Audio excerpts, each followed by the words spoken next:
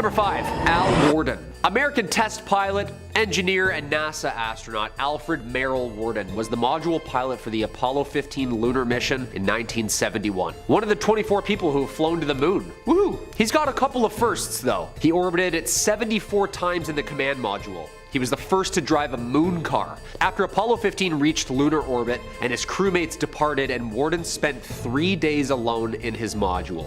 That's terrifying. Traveling the furthest out from any other human. After he returned, the crew and him became involved in a NASA controversy, however. Not over leaked alien info, but over postage stamps they had taken to the moon. Yeah, big no-no apparently. They were reprimanded by NASA and did not fly in space again. Worden remained at NASA until 1975, then entered a private sector. And then it gets weird. On a British television morning show, Al Worden started talking about some interesting stuff. They asked him, "Why should we keep going back to the moon?" He paused and replied, "Survival.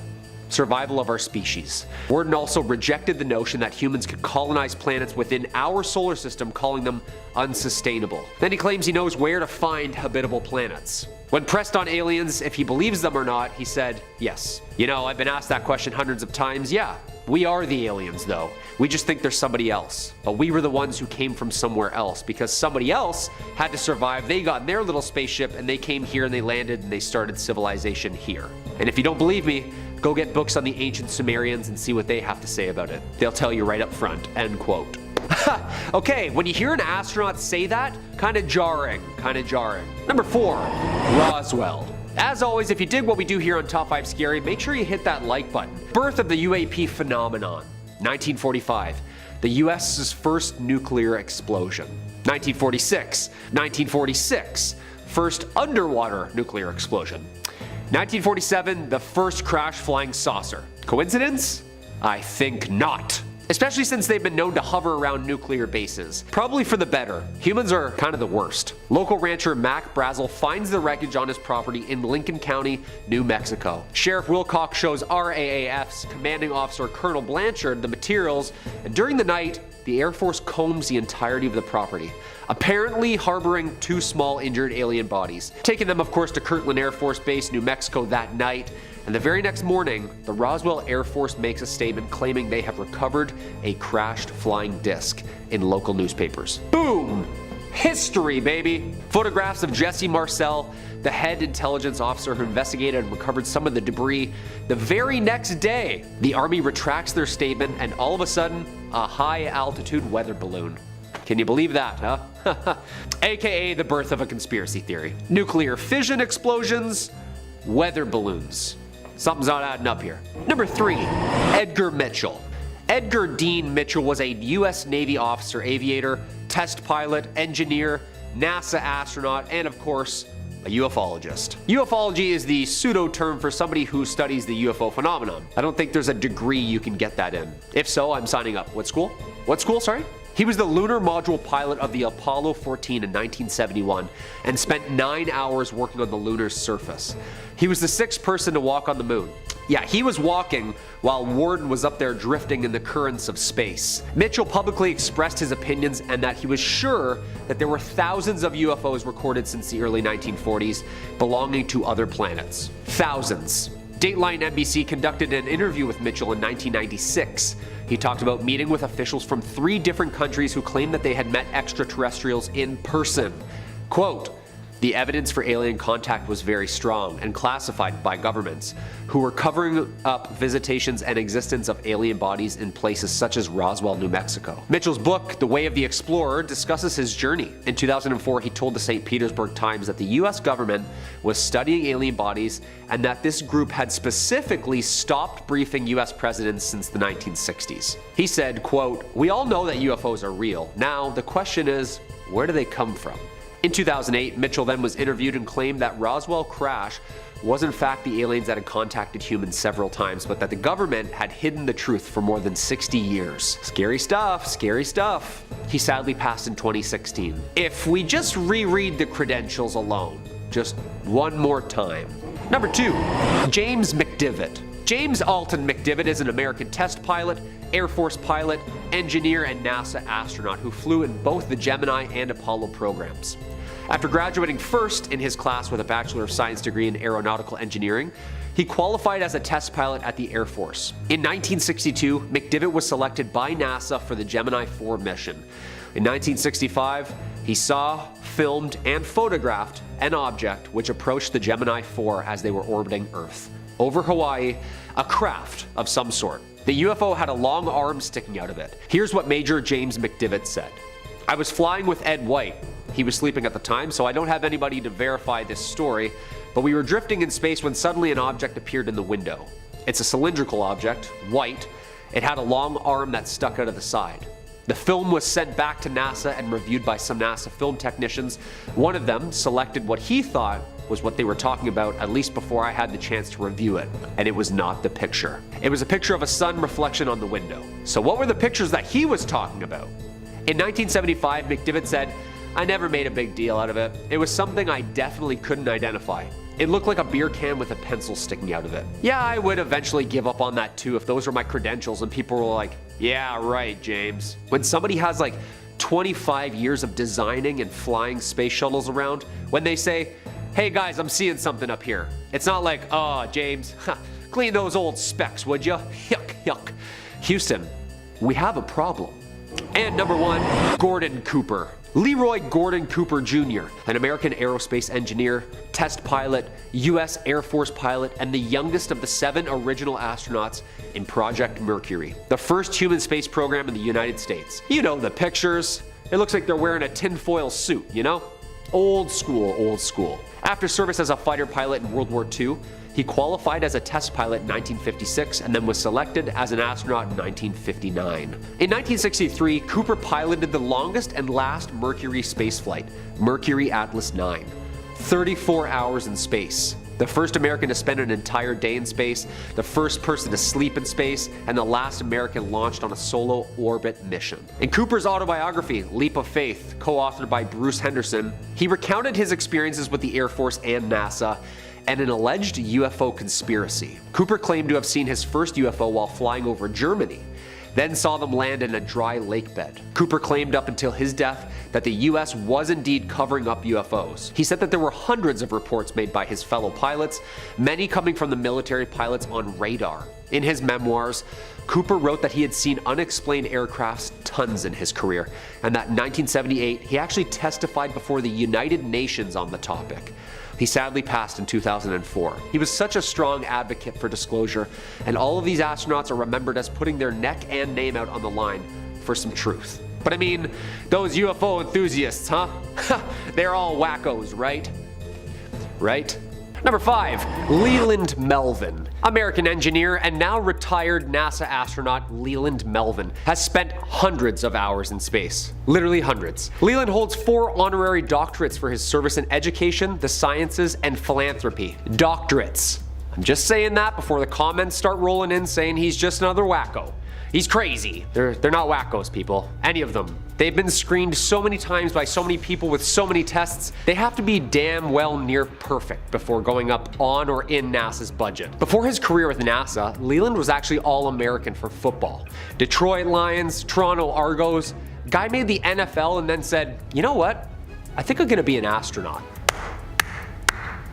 Like, give this guy a Netflix movie, would ya? He was selected by NASA in 1998 after getting injured with a football career. Guy goes from the turf to working at NASA Langley Center. This guy's put in time, both down here and up there. Mission after mission with NASA. He's got quite the practice at the whole floating around thing. When Leland was pressed about otherworldly visitors and his ideas about the cosmos, he said this when he was working up in orbit. He had seen something translucent, curved and organic looking when he was working with fellow astronaut Randy Bresnik. The pair of them,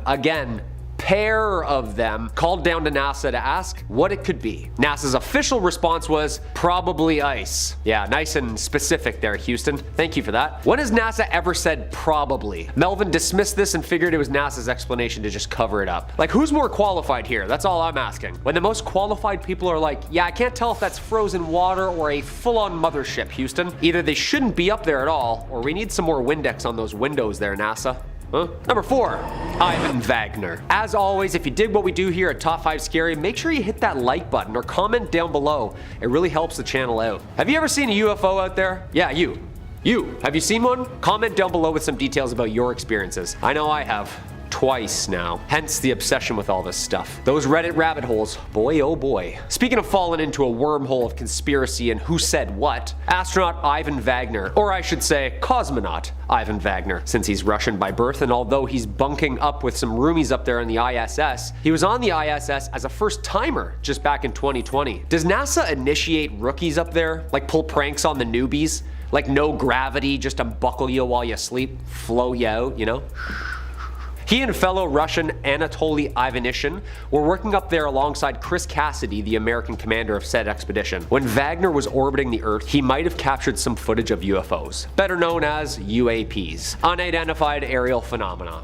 It's the jargon nowadays. The aurora lights behind Earth's beautiful curves was being recorded from the ISS when he saw a string of really weird lights moving in a really weird way. He labeled the video Space Guests. Vagner tweeted the vid, which apparently shows the aurora australis near Antarctica, and then all of a sudden this blob of organized lights just cruises on over the globe. Looks like a blob of like glitter just trucking across space. Like what is that? Of course NASA didn't follow up. Like what are they gonna say? Oh yeah, those are stars that move and blink, I think. I mean, no? Space junk. Yeah, space debris and swamps and things. Also, what a lame excuse. Space junk? Okay, so you're saying there's lots of litter up there, that's what you're saying? That's what just zipped over my house silently, defying gravity and lasered up my cow? Yeah, I don't think so, NASA. Number 3. Chris Hadfield. Retired Canadian astronaut, engineer, fighter pilot, and musician. Ladies and gentlemen, Chris Hadfield flew 2 missions and also served as commander on the International Space Station. Before his career as an astronaut, he served in the Canadian Armed Forces for 25 years as an air commander fighter pilot. So he has the credentials to say the least. In 1992, Hadfield was accepted into the Canadian astronaut program. He first flew in space in 1995, and since then, he says he's seen tons of stuff up there just zipping around that even a man with all those credentials says he can't explain. Quote, I've seen countless things in the sky, but he has a pretty cool take on it. He doesn't keep it on the DL, he doesn't boast, and he doesn't panic. Seems like Chris has the mentality like, quote, to see something in the sky that you don't understand and then to immediately conclude it's intelligent life from another solar system is the height of foolishness and lack of logic. However, Chris seems to have a little dirt on Mars that maybe we all don't. He said, I think the fundamental question is that Mars was a lot like Earth 4 billion years ago, when life first formed. So if it happened here, did it happen there? It would be evident somewhere in the geologic records. All we need is one fossil for proof. He thinks there could be potentially alien life in the clouds of Venus or on the distant moons of one of our gas giants. Researchers have suggested that there could be microbial life in the clouds of Venus because of the presence of ammonia, which on Earth is a key indicator of aquatic life. Aquatic life, eh? Atlanteans? Hadfield on the UAP phenomenon, quote, we have 7 people living up there. We've been sending people to space since I was born. I spent half a year off planet looking everywhere. It makes no sense at all that intelligent life somewhere from not our solar system could cross interstellar space and just sneak around and only be caught on some strange video by fighter pilots.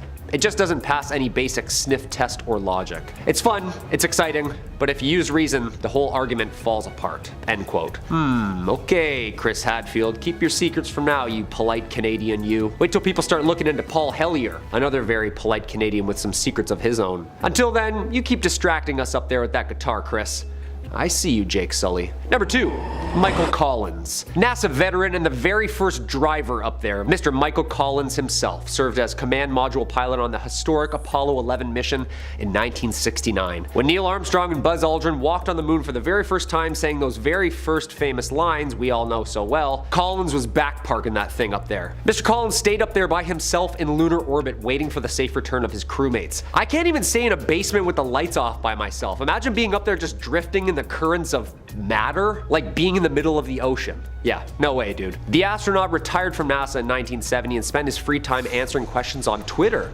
Apparently, he has gotten some really interesting buzz. Mr. Collins invited the interweb to chat, saying, quote, are we alone? Hashtag Ask Michael Collins. And boy oh boy, did he get some responses. Everything from wackos who like aliens to very, very high-ranked generals and pilots who are apparently also wackos who like aliens for talking about this. Collins, quote, I used to think that NASA sent me to the wrong place, to the moon.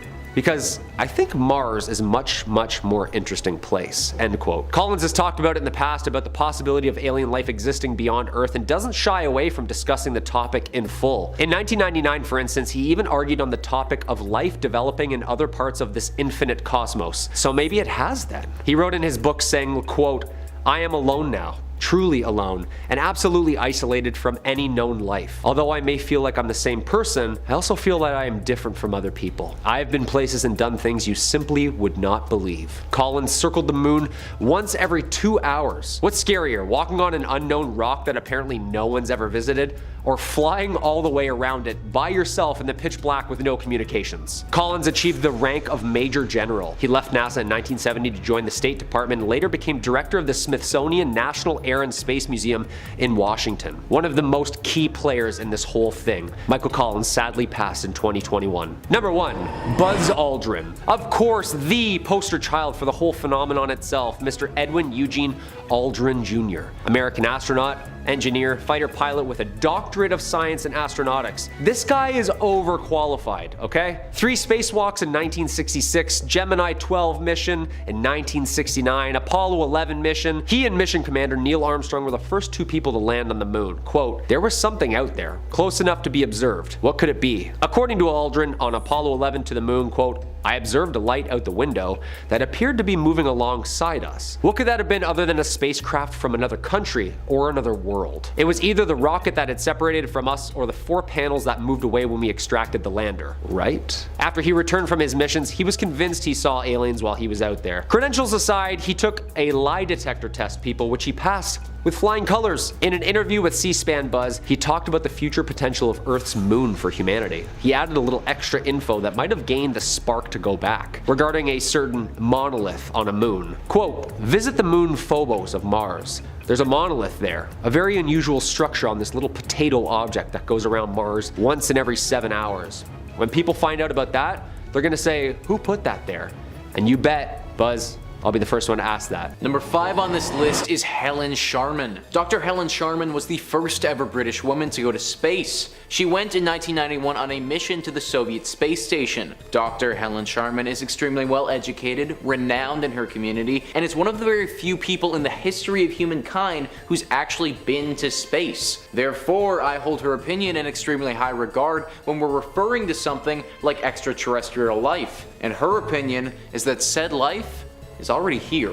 Dr. Helen Sharman told The Observer's magazine that aliens exist. There's no 2 ways about it. There must be all sorts of different forms of life. She went on to say in her interview that it's possible they're here right now and we simply can't see them. Like I said earlier, this is an actual astronaut who's saying this right now. Someone who very clearly knows far more about this than your average Joe and whose opinion should be acknowledged. Now, just because one person believes that alien life could potentially be on Earth, well, that's far from fact. But oftentimes when we think about aliens and the potential of them being on our planet, it can easily get chalked up to some mumbo jumbo from people who aren't well researched or properly educated on the topic. That certainly can't be said about Helen Sharman, and I think that the fact that someone of this background is openly coming out and giving this opinion shows that the culture surrounding aliens is changing. I think that as time goes on, we'll see a lot more individuals like Helen come out and express this opinion, further adding to the validity of alien life living among us. Number 4 on this list is Oumuamua. Oumuamua was first discovered on October 19th in 2017, and it holds the title as being the very first discovered interstellar object to visit our solar system. Now, even though this object isn't necessarily evidence of aliens being here on Earth, a lot of people look to it as evidence of aliens' existence as a whole. The biggest name on this list of alien believers being Avi Loeb. Avi is a Harvard professor for astrophysics and has made it known that he doesn't think this object entering our solar system is your typical comet or asteroid. He's come out and said that this object is actually an alien probe sent to search for other life in the universe. In fact, he wrote, "Oumuamua may be a fully operational probe sent intentionally to Earth's vicinity by an alien civilization. One of the biggest reasons he thinks this and others believe it is due to this object's strange movement. The speed at which this object is flying doesn't seem to fit in with our current laws of physics. The object is simply moving too fast for the gravitational pull that we believe to be acting upon it. It's also flipping and maneuvering itself in a way that doesn't seem to make any sense. Now this thing is wildly far away, so even though we can get a rough estimate of how big it is, and it certainly is very sizable, it's hard to know for sure exactly what this thing is. He has faced some backlash in the scientific community for his claims, but then again, everybody who comes out and talks about aliens typically does. All we know for sure about this thing is that it came from a completely different solar system and seems to be accelerating in speed, which doesn't make any sense to anyone. I don't want to wholeheartedly jump on the alien train simply because of this logic, but I also don't think that immediately writing off a Harvard astrophysics professor is the smart thing to do either. Number 3 on this list is alien bacteria. One of the biggest knocks against any argument associated with aliens is that our solar system hasn't shown any signs of life except for Earth. This isn't necessarily true though, based on a recent study that has come out in regards to Venus. Venus is one heck of a planet and certainly not somewhere that I would want to live. The storms are mighty, the temperature is way too hot, and acid regularly rains down from the sky. Not the ideal location if you ask me. One thing that Venus is also home to is a rare poisonous gas, phosphine. Now you're probably thinking, well, how would a poisonous gas indicate any signs of alien life? Wouldn't it indicate the opposite? And in most cases you might be right. However, phosphine is almost always linked to the presence of life. On Earth, phosphine is produced by microorganisms as they digest organic matter. This is why we consider it to be a biosignature and an indicator of life. Venus is certainly different from Earth, and we can't simply apply what makes sense here to Venus without asking some questions. However, this is a strong indicator from scientists that life is certainly possible from Venus. We've also seen before that Mars might contain some life. These two planets may not house the typical alien life that you may picture in your brain, but a bacteria from Venus or Mars is just as alien as somebody flying down in a UFO. Is it not possible that somehow, through our extensive history, debris from Venus or debris from Mars landed on Earth and developed life here? Maybe we never even realized that this life was alien to begin with. Number 2 on this list is microorganisms. We just talked about how Venus could be the host to life, bacteria or other small organisms that we've yet to identify. Well, one of the biggest arguments against aliens living among us is that we haven't seen them yet. Sure, there have been some stories here and there, but nothing on a major and global scale.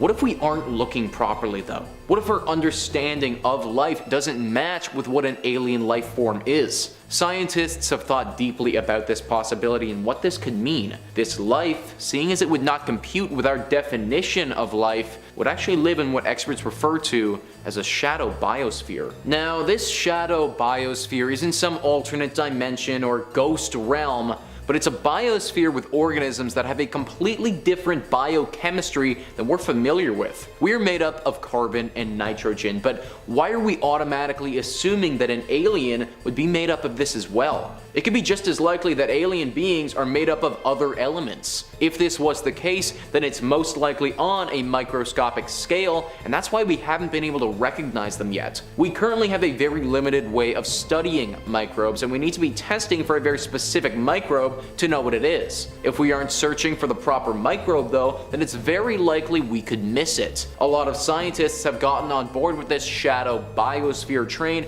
and talked about its legitimacy. Once again, this isn't damning proof that there are aliens out there, but it does mean that there isn't damning proof against them either. Just because we don't see alien life, it doesn't mean that it's not here. Number 1 on this list is the 2004 UFO sightings. Now, I just used this point in a previous video called Top 5 Scary Discoveries the Government Doesn't Want You to Know About, and I do hate reusing the same point, but it just has to be included in this video as well. For those who aren't aware, the 2004 UFO sightings happened very close to San Diego by the United States Navy. These sightings were by multiple people and even caught on video. Just like in our last top 5 video, I want to play some of the footage so you guys can see what I'm referring to here. Those videos were caught by the US Navy and weren't released to the public until years after it happened. As you can see in those clips, the UFO that is flying through the sky doesn't look like anything man-made at all. The way it moves through the air is unlike anything we've been able to build.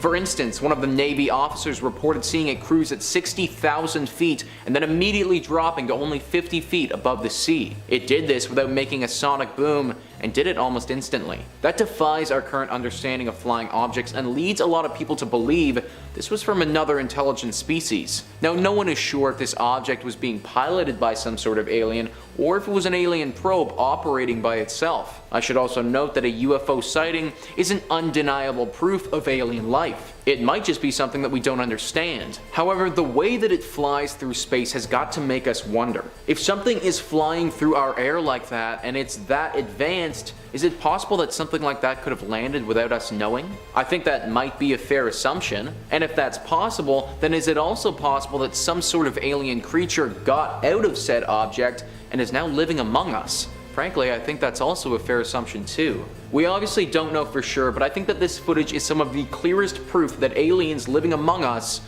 might be a reality. Number 5 on this list is the wow signal.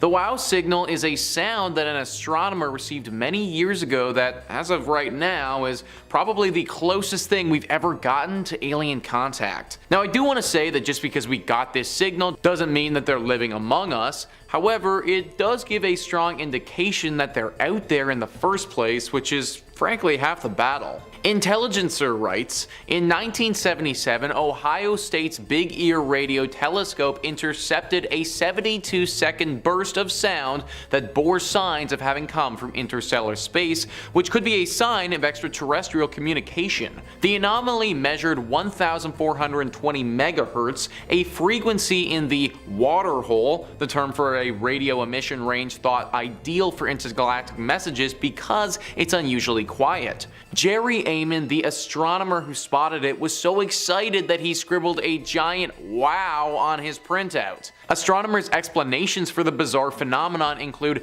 secret spy satellites and a passing comet nobody knew about in 1977. But many admit nothing explains it adequately, and even if the signal doesn't prove aliens exist, it's still a tug on the cosmic fishing line. To date, it remains the best evidence of alien communication ever obtained. So wow is right in this case. To receive something like that is a very strong indication that not only is there life out in the universe, but it's also intelligent life. At least intelligent enough to be operating sound systems powerful enough to emit such a frequency in the first place. Again, it's not proof that they're assuredly here on Earth, but it's a good start for sure. Number 4 on this list is habitable planets. Scientists are currently finding more and more planets that are in what is called the Goldilocks zone. The Goldilocks zone is the area from a star that is not too cold and also not too hot, so it should be able to support life from how we've come to understand it. As science learns more and more about these planets, there have been a few that have surfaced that scientists are particularly bullish about. Proxima b, TRAPPIST-1 system, LHS-114-OB, Ross-128b, GJ-121-4b. Now, those probably mean absolutely nothing to you at all, but those are all the planets that have been discovered to be in the Goldilocks zone and could support life. They are also all the planets that people have reported scientists not wanting to talk about. There's a bit of a conspiracy theory going on right now that scientists have actually discovered proof of alien life in these locations, but are hiding it from the public so as to not start a mass chaos. Now, this is all speculation, but why else would these scientists want to hide information about planets that are apparently in the perfect spot to harbor life? Hard to say for sure, but aliens are definitely a possibility. Number 3 on this list is the numbers game. The universe has widely been believed to be infinite. That means it's really freaking big. If the universe is infinite, then it only makes sense that there would be at least some place out there that has other life. That, my friends, is basically the numbers game. BBC writes, most scientists agree that alien life almost certainly exists in the universe somewhere. Our galaxy contains in the region of 300 billion stars, and we're now discovering planets traveling around these stars. The more we look and the more technology we put out there, the more of these exoplanets we find. To date, we've detected around 4,000, and that's just in our galaxy. If we look at the universe as a whole, then there are approximately 200 billion galaxies. Why would life just occur here? We're pretty convinced it's out there, says space scientist Maggie Adarin-Pocock. It is purely a numbers game, it is a probability. So this argument makes a lot of sense to me, guys. 200 billion galaxies, that is a lot of galaxies and a lot of stars in those galaxies, and basically just a lot of chances to have life appear. Now, this life doesn't necessarily need to be living among us. It could be out in the universe waiting to be found, but similar to our WOW signal example, this is a great start. It's widely believed in the scientific community that there is life out there, and who knows, maybe it's here too. Number 2 on this list is the billionaires. Now, this is going to be a bit of a fallacy because I'm going to appeal to authority with this one. Basically, I'm going to say that there are a bunch of smart, powerful, and rich people out there who believe in the existence and presence of aliens, and therefore we should too. Now, I understand that this is a fallacy and not concrete evidence, but I do believe that acknowledging these people's opinions and at least questioning why they might be thinking this way, well, that's important. Let's name off a few people who are currently obsessed with space travel and contacting aliens. Robert Bigelow, Elon Musk, Paul Allen, Yuri Milner, Jeff Bezos, Franklin Antonio. What do these gentlemen have in common? Well, they are all super rich and they are all fascinated with space and aliens. Now, this isn't proof of anything. This isn't evidence that says aliens are among us, but I do think that it's a sign. If I saw these men all investing in the same stock, then I would also invest in that same stock. If I saw all of these men looking at the same thing, and in this case aliens and space travel, and throwing billions of dollars at it, then I'd wonder to myself, why are they doing that? Well, they're probably doing that because they seem to think that aliens are in fact real and potentially are among us. I can comfortably acknowledge that every single one of those people that I listed is more intelligent than I am, and if every one of them are deeply invested in aliens, then I think that's a sign maybe we should be as well. And finally, number 1 on this list is the encounters. Sometimes we think of encounters with aliens as being few and far between, or that those who have had encounters with said aliens are off their rocker or aren't being truthful. Based on the amount of encounters that we've had and the individuals or groups involved in said encounters, both of those assumptions are categorically false. The fact of the matter is that there have been hundreds, thousands of encounters that humans have had with potential alien life throughout the years. Detailed accounts of everything that went down. Stuff that doesn't seem likely for someone to make up. Whether it be Barney and Betty Hill's abduction, Antonio Villas-Boas, the Foo Fighters, the Kecksburg UFO crash, Kenneth Arnold's incident, the Phoenix Lights, or any of the other many notable encounters that have happened in the past, no one can deny that people have been seeing aliens for quite a while. So picking an encounter at random, let's talk about the Travis Walton abduction.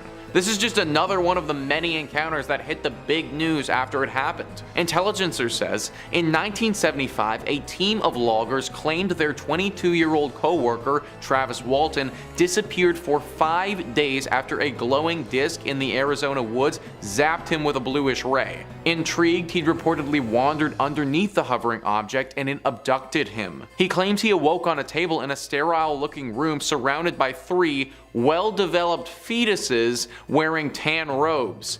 He tried to flee, passed out, then regained consciousness only once the aliens had ditched him on the Arizona roadside. The news blew up when Walton was finally found. Apparently, him and the group of guys passed lie detector tests, and Walton himself was taken to a hypnotist to try and see if he was lying, which he wasn't. So in this case, it's clear Walton at least wholeheartedly believes he's telling the truth. Also, if he wasn't telling the truth, or that's not what happened to him, then where the heck was he for 5 entire days? A guy just vanished off of the face of the planet for 5 days and is found walking along the roadside in Arizona later?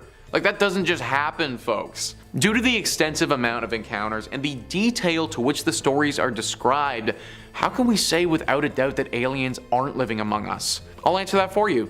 We can't. Number 5 on this list is the Navy UFOs. This is one of the most famous alien or UFO encounters the humans have had in the last few decades. Reader's Digest says, when it comes to extraterrestrial life and making contact with those from outer space, everyone has an opinion. Some think it's all a hack, some are open to speculate, and others still are entirely taken with the tales and stories as old as time, cameras poised and tinfoil hats at the ready. UFOs have fascinated and confused us for years as each new flying saucer or hovercraft sighting makes national news and splits us into two camps. While it's easy to debunk individual stories, it's way harder to argue with the US Department of Defense. In videos leaked back in 2007 and 2017, the Pentagon has aimed to clear up any misconceptions by the public on whether or not the footage that has been circulating was real. In the video, unidentified objects are seen spinning and hovering in the air and above the water, while two Navy pilots remark in shock and confusion over the two oblong disc-shaped objects. So you may be thinking, well, how did the government try to hide it if they were the ones that actually released it? Well, they did release it themselves, but we have to remember that that was only after the videos had been leaked. In 2007 and 2017, these videos had made their way to the public without the government stamp of approval. So everyone was freaking out and speculating on what the heck this thing could be and why we hadn't heard anything about it. What the heck it is, I don't know, but why we hadn't heard about it is because the government had chosen not to tell us. The only reason that they inevitably released the videos is because they got their hand caught in the cookie jar. They were found out. They were exposed when these videos were leaked. At that point, they could either continue to vehemently deny something that was clearly pointing towards naval activity, or they could fess up and release it themselves in hopes of taking less public backlash. They opted to do the second one because, in their words, they wanted to clear up any misconceptions by the public. That, however, is code for, we got caught and we think that releasing it now would be better for us in the long run. If it was up to them though, these never would have seen the light of day. Which then makes you wonder, how many other videos like this are out there that you and me, we just don't know about? Number 4 on this list is the O'Hare incident. Chicago's O'Hare International Airport had quite the interesting experience back in 2006. Reader's Digest says, on November 7th, 2006, United Flight 446 was about to depart from Chicago's O'Hare International Airport when a dozen United Airlines employees spotted an odd metallic craft hovering over the gate. The employees reported that it hung in the air for several minutes before finally shooting up at breakneck speed into the clouds. The strangest part? The UFO did not register on the airport's radar despite all the witnesses. The FAA declined to investigate, chalking it up to a weather phenomenon. A weather phenomenon. Seriously? Yeah. Alright there, guys. Also, for those who don't know, the FAA stands for the Federal Aviation Administration, and they're a government-run agency that deals with pretty much anything that flies. So don't get it twisted, guys. This was definitely the government deciding that they didn't want to do anything with this incident, or at the very least, they didn't want the public to know about it. But you'd think that they could come up with a better excuse than a weather incident, right? Like, I don't know about you guys, but I don't think I've ever seen a weather incident cause odd metallic things to hover in the sky. Number 3 on this list is the 7 strange crafts. So this one is really interesting because the government did address it, but they definitely didn't chalk it up to being what a lot of people thought it was in aliens. Reader's Digest says a 1952 incident where 7 unidentified objects appeared over secure airspace near the Pentagon was captured on film. The crafts were registered on radar and jets were immediately sent to investigate these suspicious strange crafts. However, when the American jets approached that airspace, those 7 objects disappeared from the radar. When the jets landed, the objects returned to the radar screen once more. President Harry S. Truman was notified, and Air Force Intelligence Director General Sanford held a press conference saying that there were reports made by credible observers of relatively incredible things. It's this group of observations that we're attempting to resolve, but there was no resolution. So we kind of just heard from the government that they were on it, but then didn't really hear anything after that. There was no resolution, or at least there wasn't one that was released to the public. Could I believe that they did actually discover something here, and they just decided that telling the public wouldn't be the best course of action? Absolutely I could. In fact, I almost guarantee it. I highly doubt that the American government would have seen this stuff and then after one pass with the jets just been like, well, alright, guess nothing's there, and then call it quits. No, they definitely would have kept investigating and looking until they discovered something.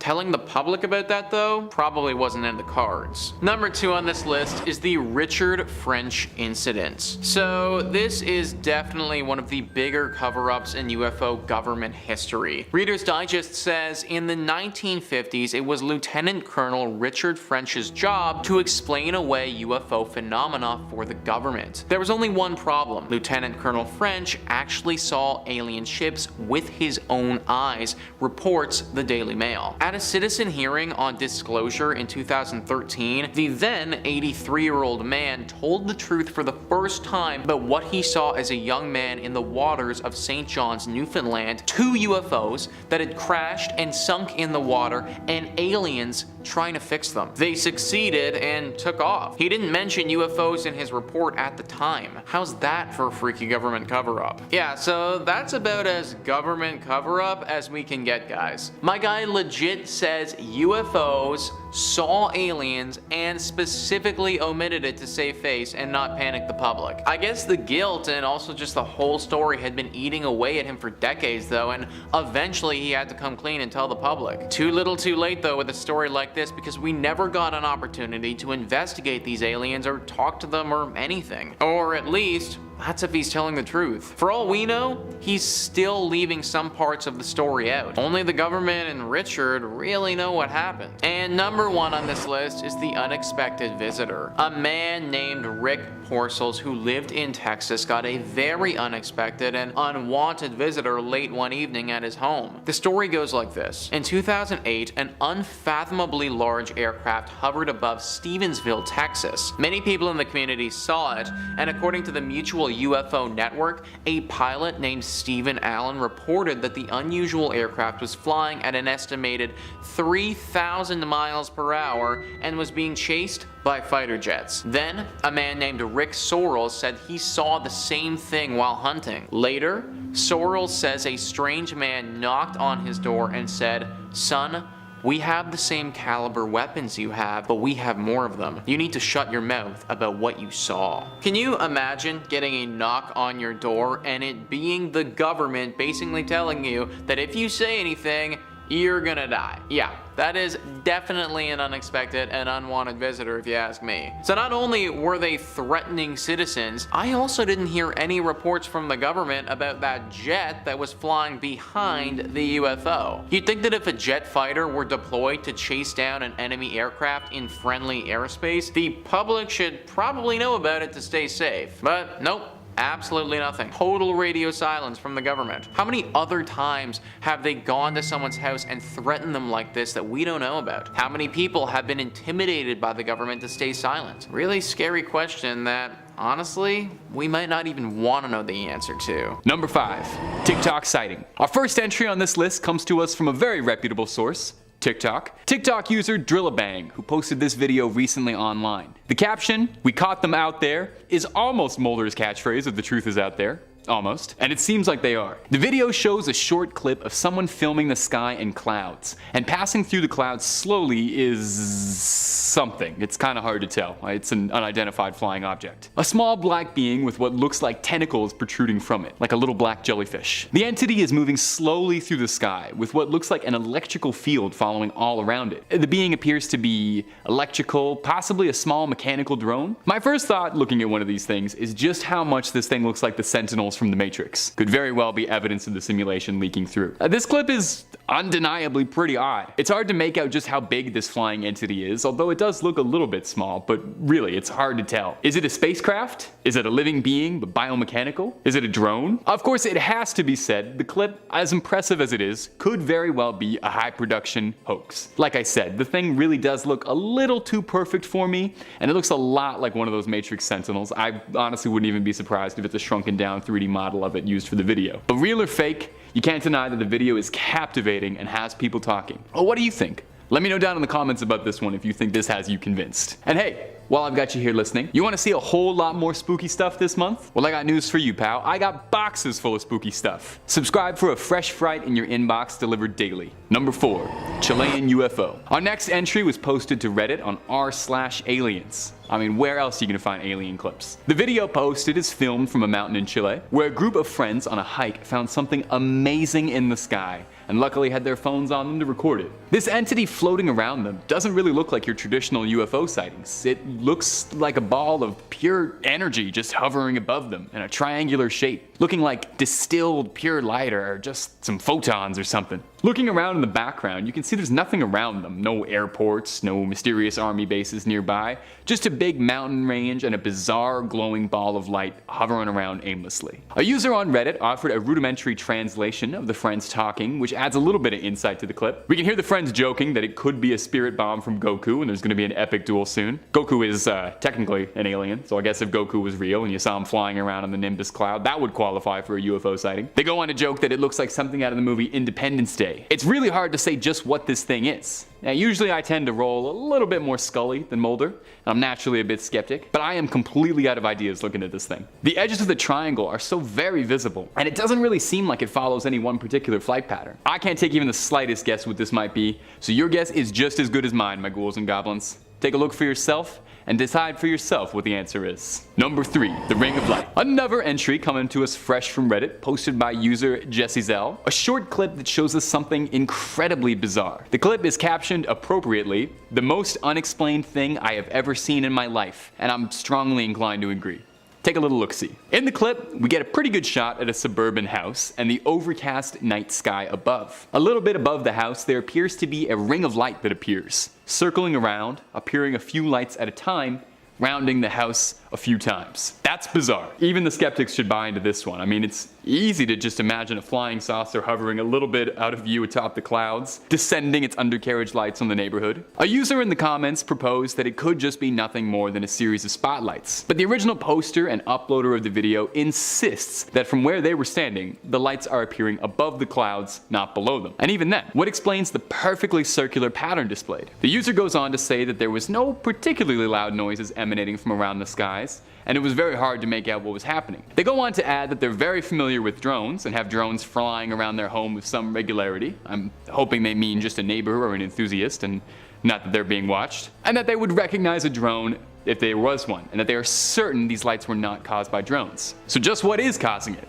What was it? Is this Reddit user being observed by someone from the stars? Are they potentially a target for an abduction? We eagerly await a follow-up on this one. Number 2, the Cube. Posted to YouTube by user, well, fittingly named, Is This a UFO? This brief 20-second clip showcases a pilot filming from inside the cockpit. Also, side note before I start talking about all the alien stuff, is that safe? Are you allowed to be doing that? I guess the plane doesn't crash in the video, so I'll take their word for it. Anyway, the clip is really short and sweet. We see from the window that there's a small cuboid-like shape blasting through the sky. The footage is extremely clear, unlike most UFO footage, and it's really easy to see what's happening, although it doesn't help matters much or provide you with any clear answers. What we can see is a small black cube propelling itself forward. There's no trail of smoke, No lights flashing, just a small black cube flying around. So what is that? Some comments in the video suggest that it could be a weather balloon or a helium balloon, although I gotta say the altitude is a bit questionable, or why it's traveling horizontally so fast. Its travel in the video does seem a bit pointed and intentional, like it's trying to get somewhere, although that could just be me wanting to apply sentient traits for it because I badly want to believe. Interestingly though, in 2014, a report from a 10-year Navy pilot veteran, Lieutenant Ryan Graves, claims that in his service, he would see UFOs nigh daily and would report them constantly, only to have his reports ignored. Interesting. He said in his time in the service, he'd see unexplainable objects flying by him at hypersonic speeds with no trails, no exhaust, often 30,000 feet up in the air undetected by his radar. He said one of the more consistent things that he would see was an object that looked like a sphere encased in a cube. Kinda sounds a bit like the cube propelling itself forward in this clip, doesn't it? Fascinatingly, after this report from Graves, the Navy announced it would be changing the way it handled UFO reports internally. Perhaps there's something they know and they're not telling us. Number 1, the laser pointer. And finally, we're down to our number 1 clip. Now this is my favorite clip of the bunch, by far. I mean, I would hope so, otherwise why would I bother putting it at the number 1 spot? This clip also comes to us from Reddit from user Luke511, filming above him what appears to be a ball of light bouncing around bizarrely in the sky. A UFO if I've ever seen one. Luke, who when faced with the dangers of the unknown, the wonders of the cosmos, possibly standing on a chance to make that fabled first contact with another civilization with unknown frontiers, stood proudly and takes a laser pointer out and starts flashing it upwards to the sky. Now I have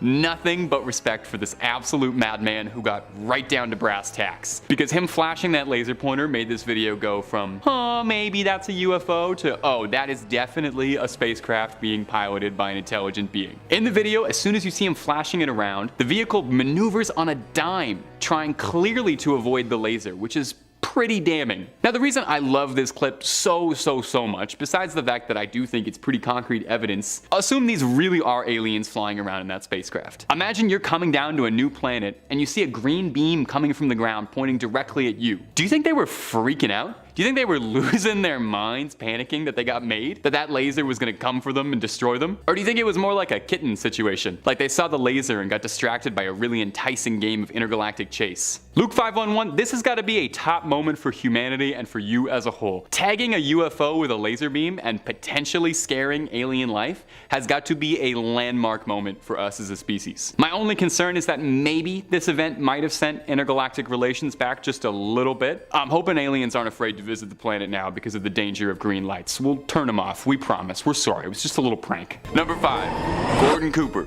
Major Gordon Cooper was an astronaut and flying ace of considerable renown, with more than a few accolades to his name.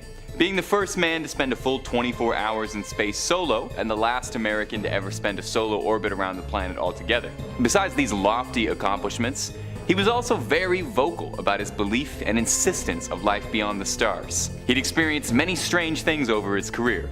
First, when he was an Air Force pilot in 1951, he says on a routine flight over West Germany, he encountered 3 flying metallic saucers following his plane. The incident was reported and nothing was done. But this would be far from the last strange encounter Cooper would have. In 1963, after orbiting the planet, Cooper was returning home when he noticed a glowing green orb following his capsule, which he described as ethereal. The object was picked up by a radar tracking station in Australia. But most bizarre about all of this is that when Major Cooper touched down and returned home, reporters from NBC told him they were explicitly barred from asking any questions about the unidentified object he'd experienced. Beyond bizarre, isn't it? Cooper outright says he believes higher-ups covered it up, saying on record that in the USA every day our radar instruments capture objects of form and composition unknown to us. And there are thousands of witness reports and a quantity of documents to prove this, but nobody wants to make them public. Why? Because authority is afraid that people may think up God knows what kind of horrible invaders. We have to avoid panic by all means. Now the implication in his words seem pretty direct, that he thinks the government covers it up because they think we can't handle it. I think we're ready. I mean, after the last couple years, I don't think there's any weirdness you can really throw at us. And if you're looking for great weirdness and great horror content every day, well, I can hook you up with that. All you gotta do is subscribe. Number 4, Ryan Graves. Now for most of us, seeing a UFO would probably be the highlight of our life, or at the very least our week. But for Lieutenant Ryan Graves, a 10-year Navy veteran, seeing a UFO became a routine. On an interview with CBS on their 60 Minutes, Lieutenant Graves said that he saw UFOs every single day for years. He recounts his first encounter where he was stunned, saying he saw a mysterious flying object trailing around him with no markings on it, no exhaust plume, no trail of any kind. He described it as a flying black cube that appeared to have a sphere located inside of it. The pilots in Graves' squadron would report seeing these mysterious cubes constantly during their training exercise, even coming dangerously close to crashing into them and causing them to be labeled a threat. Graves said initially they were skeptical about them being alien craft, which is reasonable, and that his men had been assuming they were highly advanced drones being tested clandestinely. But as time goes on, Graves changed his tune, instead advocating for the discussion to be had about UFOs and if there's more to know out there. He wants to centralize the conversation around UFOs not being an outlandish conspiracy theory, but more of a security concern. But are they really, even? I mean, surely if there was alien life capable of provoking a conflict, they would have done it by now, right? Or perhaps these crafts were just scouts, or something else entirely. All I want to know is the truth. Number 3. Cosmonaut Kovalyonok. When you leave the atmosphere, you should expect to see some things you can't explain. I mean, it's up in space. Well, for Vladimir Kovalyonok, he was in orbit in the summer of 1978. He saw something that would alter his perception of reality forever. He claimed that he saw some floating entity following around the space station, reporting a glowing green ethereal orb, exactly like what Major Gordon Cooper claims to have seen following his capsule. Much like Major Cooper, that wouldn't be the only supernatural extraterrestrial experience Kovalyonok experienced. In 1981, on another voyage through the stars, he saw something unimaginable. He claims that he saw something floating around, resembling a barbell. He said that it was transparent, but that it looked like it had a body inside of it. It did something that is very difficult for me to describe in the point of view of physics. He describes the entity exploding magnificently, combusting an array of golden light, which he described as beautiful. After the explosions, there was a cloud of white smoke and a small sphere, but as they continued orbiting, the smoke and sphere vanished entirely. He goes on to say that he doesn't think whatever he saw was artificial, and that it must have been biological in some way, that it moved in a way that intoned life of some kind. Kovalyonok was surprised that his fellow cosmonauts did not seem willing to entertain the possibility of it being life from outside the planet, outright dismissing his claims. He's been quoted saying, "Many cosmonauts have seen phenomena which are far beyond the experiences of Earthmen. For 10 years, I never spoke on such things." When he returned home, there were brief investigations that possibly what Kovalyonok saw was little more than a missile test.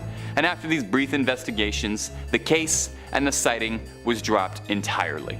Number 2. Habitable Planet. Now, it's frustrating, I'm sure, to think that there could be answers for the unexplained out there, and no one is willing to share them with us out of fear we'd react badly.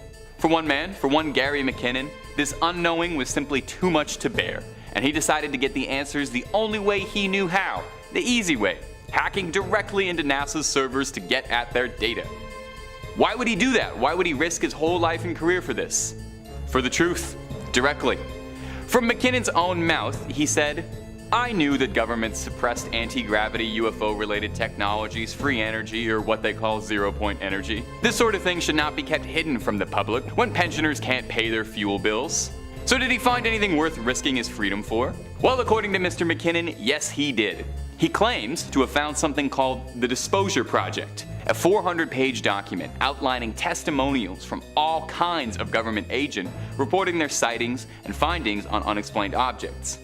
Fantastically, too, Mr. McKinnon claims that he got a hold of a document entitled Non-Terrestrial Officers, listing the names of NASA officers who were to be transferred to new ships. However, McKinnon stated that he could not find the name of any of these ships existing anywhere elsewhere. McKinnon, as well, presumably incredibly satisfied with his findings, vandalized one of NASA's websites, leaving behind a message saying, "Your security is crap, by the way." Utterly hilarious, but it did come back to bite him, as the White Hat hacker was swiftly arrested and was to be extradited to the United States to stand trial there.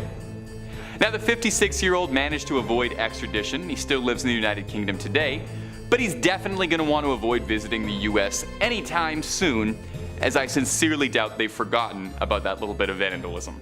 Number 1, the UAP report. Well, it's hard-pressed to find any more clear-cut proof that the US government has been researching aerial phenomena and UFOs than the US government outright admitting they've been researching UFOs and aliens for years and releasing all of the documents about it, kind of quietly sliding it underneath the door. Now, the actual idea of the report sounds significantly more exciting than it actually is, sadly. It's still very, very, very, very, very cool, don't get me wrong. But the Pentagon's UAP report isn't quite the smoking ray gun we would hope it is.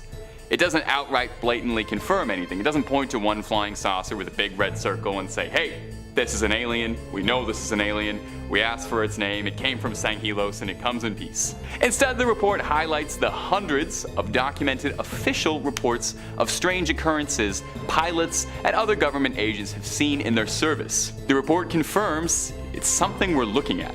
It's done wonders to legitimize the talk around UFOs. First and foremost, to change the nomenclature from UFO, unidentified flying object, to UAP, unidentified aerial phenomena, including the possibility of non-technological flying things. The report focuses primarily on whether or not repeated sightings of mysterious crafts are a threat or dangerous, which is a bit reductive, I think. Why do we have to assume aliens are a threat to us? Now, this isn't the first time the government has put direct resources into researching the possibility of alien life. Most famously probably is Project Blue Book, a CIA task force that ran from 1952 to 1959. But this is the first time an agency has been so outright forthcoming about sharing their findings with the public, renewing interest in UFO and UAPs. It's a very, very strong path forward to legitimate discussions, finding, and who knows what else. Number 5, the story of Edgar Mitchell. Edgar Mitchell is a storied man. He's part of an incredibly exclusive club out of 12 other people who can claim that they have seen the Earth standing on the surface of the moon. I assume they all have a group chat together. He's best known for typing 80 lines of code to save the Apollo 14 mission as it descended to the moon in 1971. He was the 6th man to ever walk on the moon, and he is a devout believer in aliens being out there. He insists that he knows that top government and military officials were hiding the truth behind aliens in New Mexico. He said it was a known secret that alien spacecraft were responsible for disabling nuclear missiles and shooting them down, supposing that aliens are directly involved in intervention to prevent us from destroying the planet. Which, if that's the case,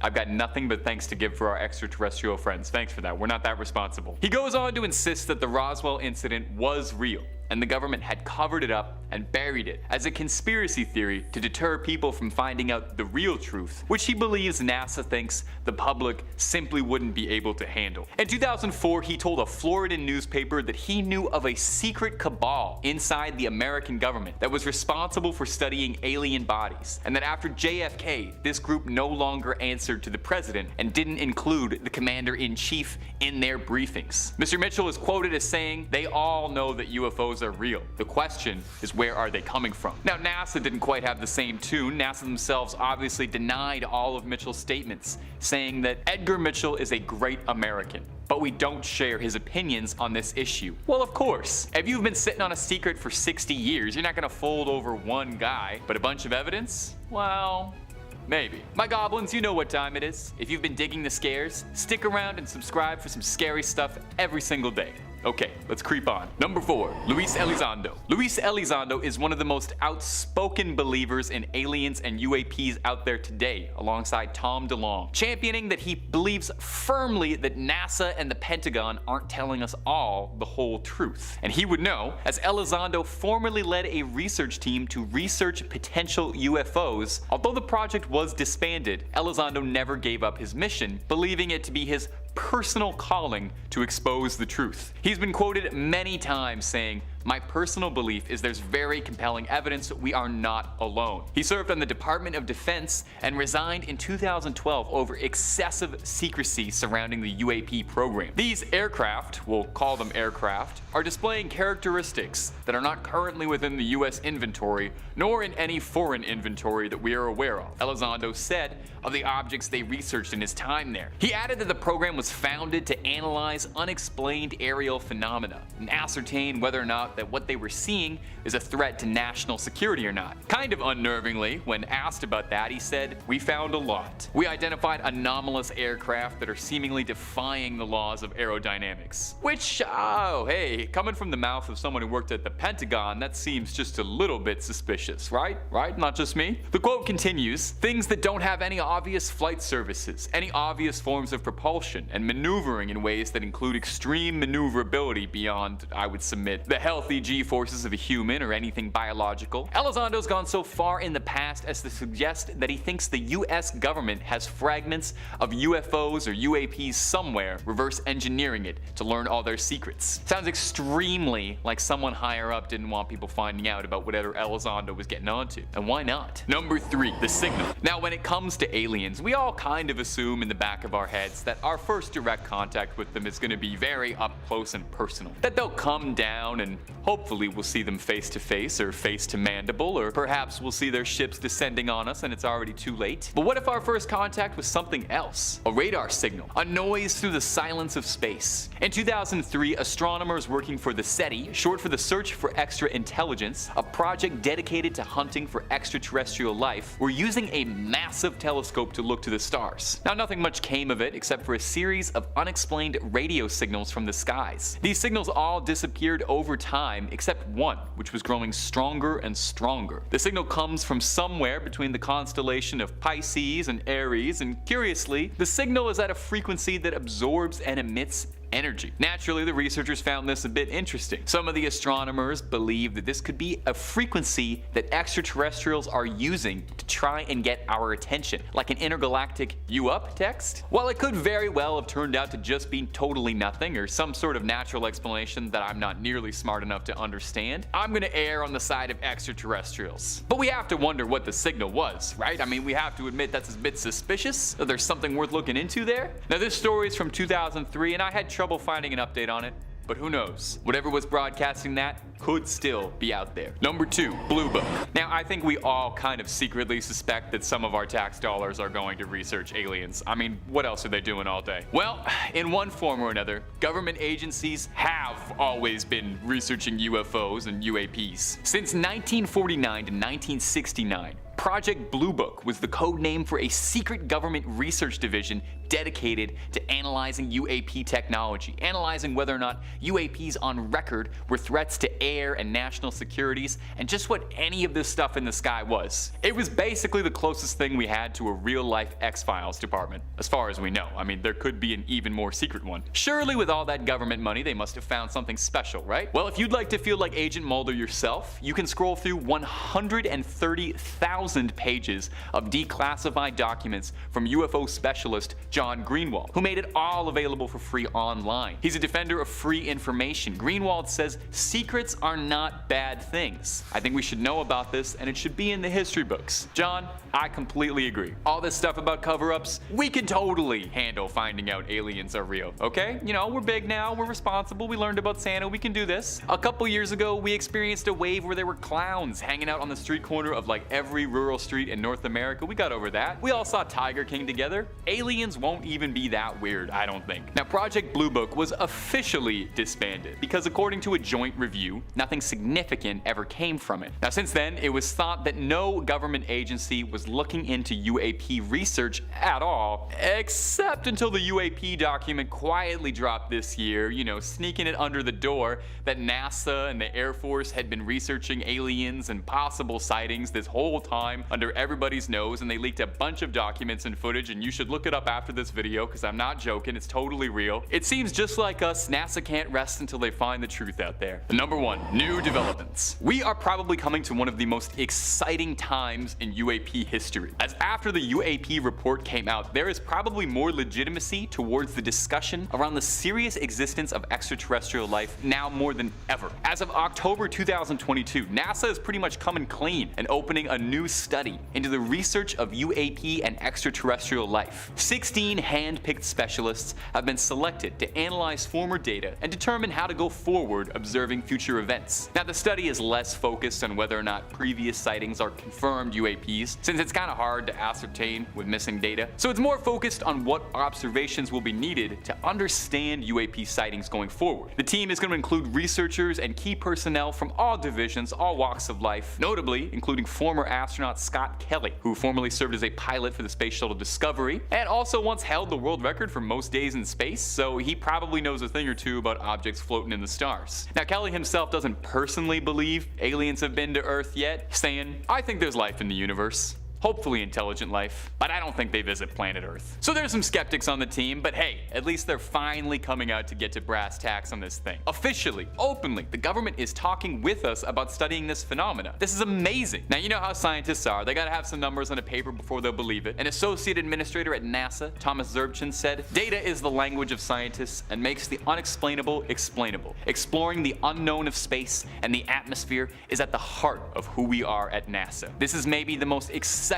time in history to be a UAP fan." Number 5. The Allagash Abduction. Our first tale is known as the Allagash Abduction. And by the way, what a turn of a phrase. That sounds like a great airplane book. Named after the Allagash Waterway in Maine, where it took place. In 1976, a group of 4 friends, who'd all met in college, were taking a trip camping, canoeing, and relaxing. The trip would be a trip they would never forget, and not just because of the salmon. The men, twin brothers Jack and Jim, and friends Chuck and Charlie, all decided to go out fishing on the lake at night.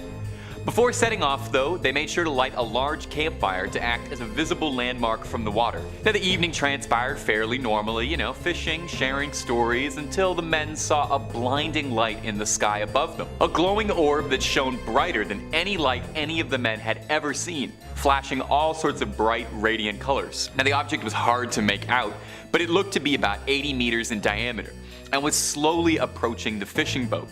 The men hurriedly panicked and paddled back to the shoreline, only to discover that the campfire they had been lit had been completely smoldered and looked to have been put out hours and hours ago, despite the men having not been out nearly that long. Stranger still, a few days after the trip, the men all started reporting similar nightmares, seeing a silver operating room and long, tall, giant-headed creatures examining them in this room, taking samples of their blood, their skin, and so on. All of them described the room, the creatures, and the nightmares extremely similarly. The men underwent psychiatric evaluation and were all deemed mentally stable, even passing polygraph tests. So what happened? Could this have been a mass hallucination? Or were these men plucked by visitors from another world for study? And if you love UFO stories and alien abduction stories, we've got plenty more where that came from at Top 5 Scary.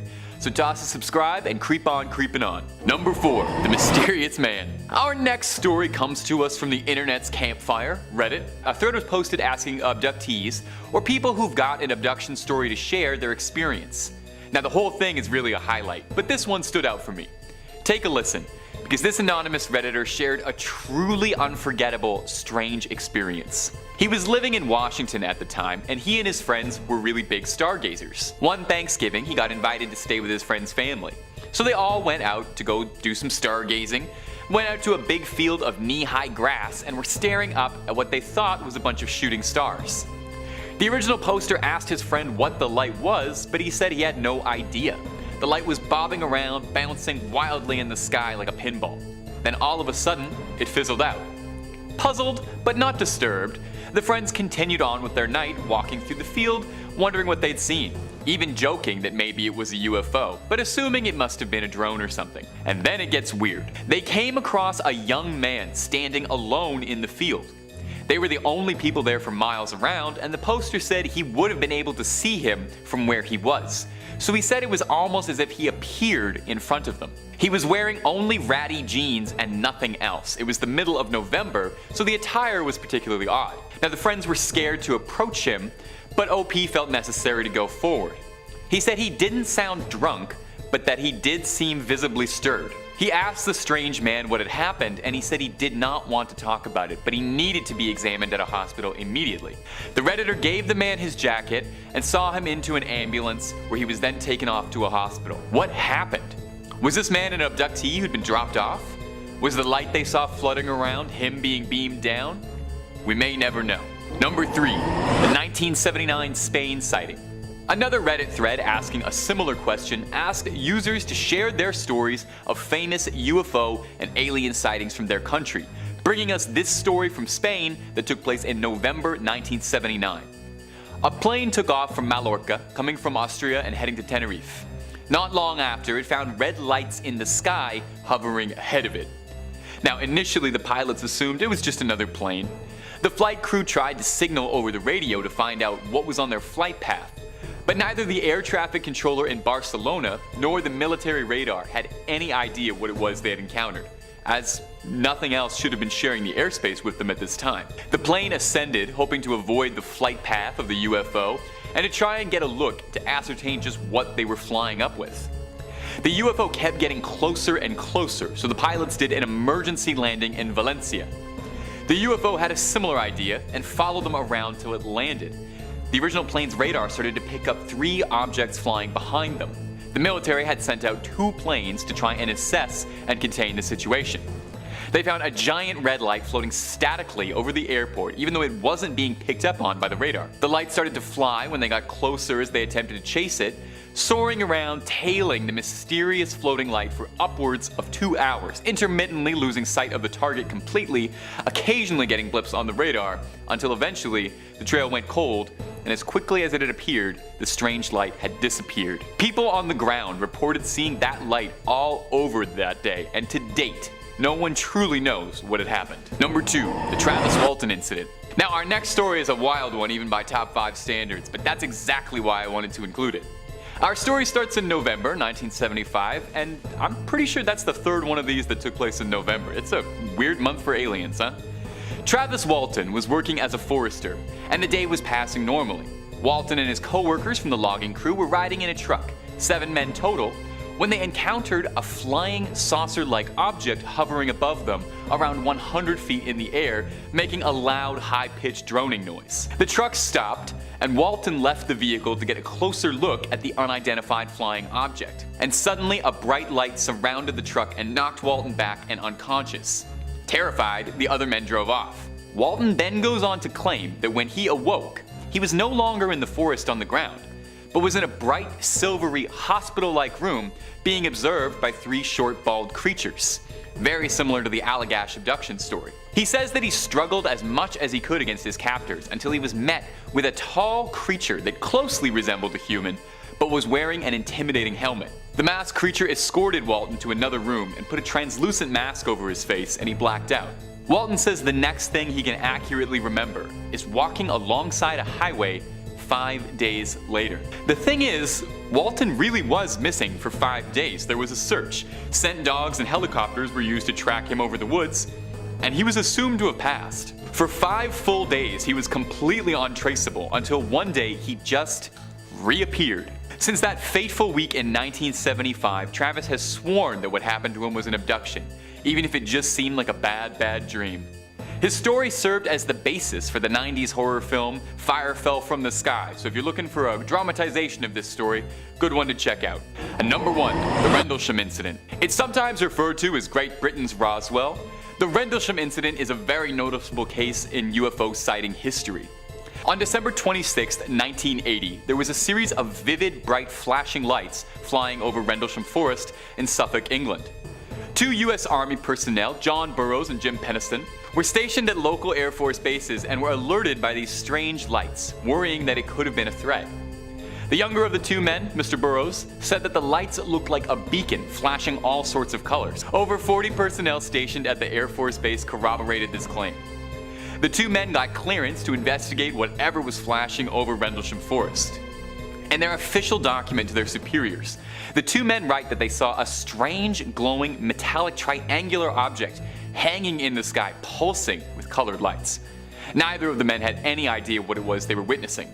The craft seemed far more advanced than anything either of them had ever seen, and seemed not of this world.